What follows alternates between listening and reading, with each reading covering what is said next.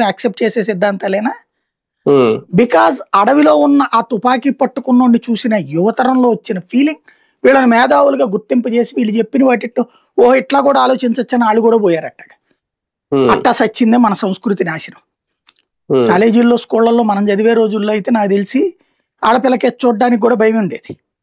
తర్వాత ఇప్పుడు రోజుల్లో చూస్తే కలిసి మొన్న చూడండి 13 ఏళ్ళు 14 ఏళ్ళు ఇద్దరు కలిసి లేచిపోయారంట. ఏమనాలి? ఈ కల్చర్ డిస్టర్బెన్స్ అనేది వీళ్ళు చేయడానికి ఉపయోగపడింది అడవిలో ఉన్న అన్నలే. ఇప్పుడు నష్టపోతోంది వాళ్ళు. ఈ నక్సలైట్లకి ఏం పెద్ద ప్రాబ్లం ఏం లేదు ఇప్పుడు. అసలు ఇది ఎవడో తెలిస్తే కదా.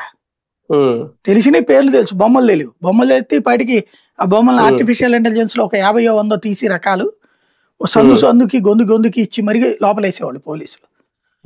తెలిసిన ఫేసుల వరకు వీళ్ళకి ట్రేస్ చేస్తున్నారు. మీరు చూడండి, చనిపోయాక ఈ ఇదివరకు ఏంటంటే మాజీ నక్సలైట్ పట్టుకొచ్చి ఆ మనిషిని చూపించేది. సీనియర్ మోస్ట్ నక్సలైట్ లొంగిపోయినోడు ఎవరో ఉంటారు కదా, వాళ్ళని పిలిచి తీసుకొచ్చి చూపించి అప్పుడు ఆ పేరు అనౌన్స్ చేసేవాళ్ళు. ఇప్పుడు అట్లా కాదు. లేదా కొన్ని ఇష్యూస్ లో ఏం జరిగినాయి, కాల్ చేసేసి ఒక్కడిని బతకనిస్తారు. బతకనిచ్చి వీళ్ళు ఎవరెవరు ఇప్పుడు ఉన్నది పేర్లు చెప్పు, వాళ్ళు సో అండ్ సో అలియాసు ఉంటాయి కదా, ఆ పేర్లని చెప్పాక ఆ చెప్పినోడిని కాల్ చేస్తారు.